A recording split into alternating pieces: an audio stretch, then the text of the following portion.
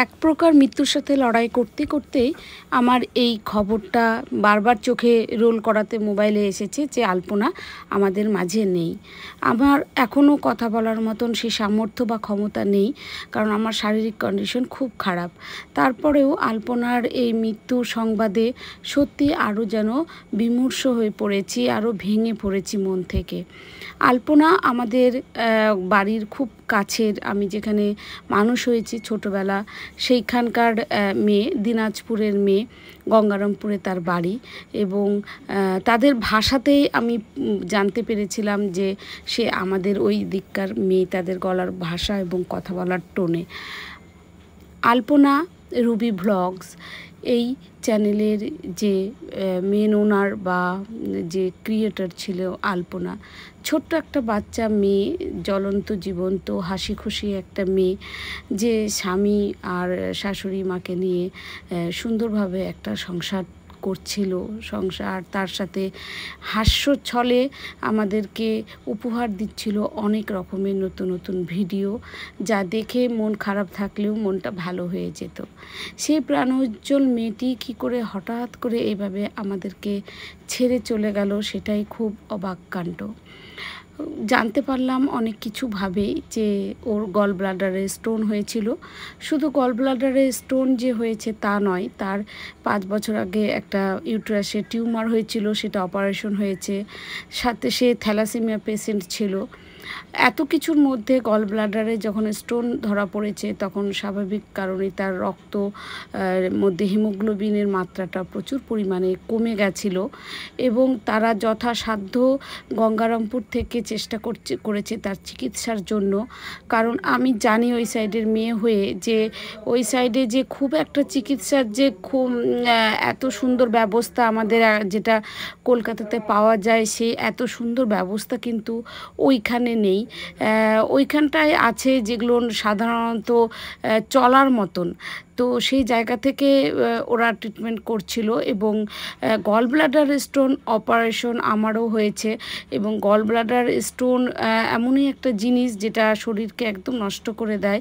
প্রচুর ব্যথা হয়, গ্যাস অম্বল হয়, পা ব্যথা হয়, কোমর পিঠ ব্যথা হয়, প্রচুর ব্যথা হয়।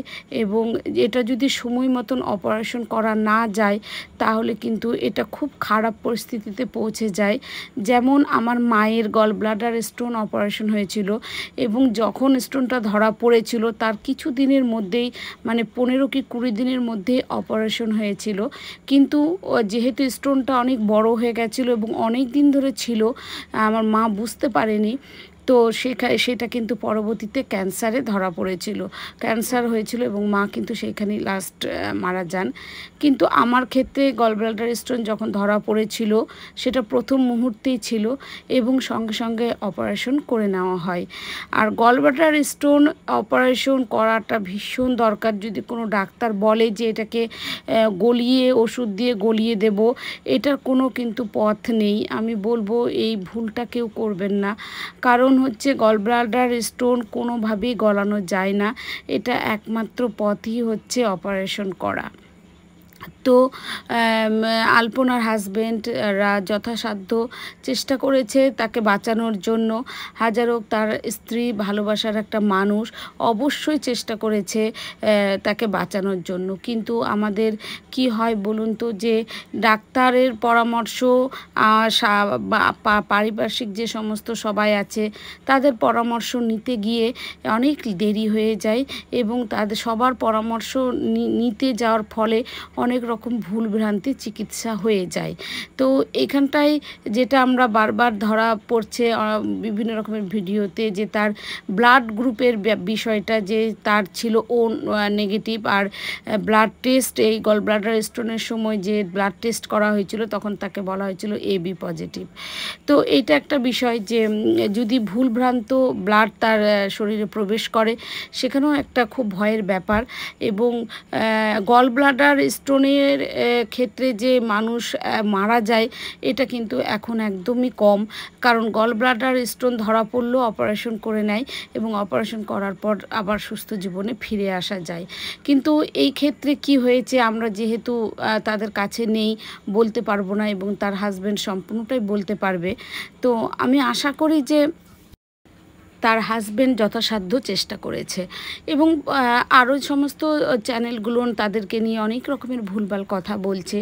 এই সময় তার হাজবেন্ডকে পাশে দাঁড়ানো উচিত এবং এটা করার কিছুই নেই যে সামান্য একটা রোগ বলবো এটা আমি, গল ব্লাডার স্টোন, কিন্তু সামান্য রোগ হলেও তার মধ্যে অনেক রোগ ছিল, যেমন টিউমার অপারেশন হওয়া, রক্ত হিমোগ্লোবিন কম, তার সাথে সাথে ছিল তার থ্যালাসেমিয়া। তো এত কিছু রোগের মধ্যে কিন্তু গল ব্লাডার রোগটা অনেকটা বড় হয়ে দাঁড়ায়। যাদের কিছুই নেই তাদের ক্ষেত্রে গল ব্লাডার স্টোনটা কোনো ব্যাপার নয়, কিন্তু এক্ষেত্রে তার এতগুলো রোগের মধ্যে হয়তো এটা ভীষণভাবে বাড়াবাড়ি রূপ ধারণ করেছিল। তো জানি না, আমাদের শিলিগুড়িতেও ওনারা দেখিয়েছেন, বলেছে যে শিলিগুড়িতে দেখিয়েছে। যথাসাধ্য ওনারা নিশ্চয়ই চেষ্টা করেছে। তারপরে হচ্ছে ভাগ্যের ব্যাপার। এই প্রাণোজ্জ্বল মেয়েটি কৃষ্ণের ভক্ত ছিল। শ্রীকৃষ্ণ কি বলবো, যে তাকে ভালোবেসে ফেলেছে হয়তো, সেই জন্য তাকে তার কাছে টেনে নিল। আর সর্বোপরি বলি যে আলপনা, তুমি যেখানেই থাকো সুস্থ থাকো, ভালো থাকো। মৃত্যু আমাদেরকে মেনে নিতে হবে। কার কখন কিভাবে মৃত্যু আসে বলা যায় না। মৃত্যু আমাদের ওপরওয়ালাই ঠিক করে রাখেন, এতে আমাদের কারো হাত থাকে না। তো তোমার চলে যাওয়াটা সত্যি খুবই কষ্ট। আমরা তো শুধু দেখছি, তাই তোমাকে, তাতেই আমাদের কষ্ট লাগছে। আর তোমার সাথে তোমার হাজবেন্ড, মা, শাশুড়ি যারা ছিলেন প্রতিনিয়ত, তাহলে তাদের মানসিক অবস্থাটা কতটা যন্ত্রণাদায়ক, তাই না?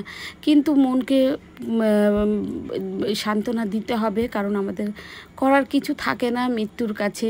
এই আমি কদিন ধরে এমনভাবে লড়াই করছি নিজের শরীরের সাথে যে এই মুহূর্তে মনে হচ্ছিল হয়তো আমার জীবন শেষ হয়ে গেল, হয়তো আমি আর কারোর সাথে কিছু দেখা করতে পারবো না। এতটা শরীর খারাপ হয়ে গেছিল। সুস্থ মানুষ, অফিস থেকে এসেই এতটা অসুস্থ হয়ে পড়েছিলাম। তো মানুষের মৃত্যু কখন কাকে টেনে নেবে ঈশ্বর বলতে পারে না, শুধু একটা অজুহাত নেয় যে এই অজুহাতে তাকে টেনে নেওয়া। তো যাই হোক, আমি প্রার্থনা করব যে তা আলপনার হাজব্যান্ড, আলপনার পুরো পরিবার যেন এই সময় নিজেদেরকে ঠান্ডা রাখে, শান্ত রাখে এবং যে পরবর্তী কাজগুলো আছে সেগুলো সুস্থভাবে করে। আর আলপনার জন্য প্রার্থনা করব, এত কৃষ্ণ ভক্ত ছিল আলপনা, তোমাকে যেন সত্যি গোলকধামেই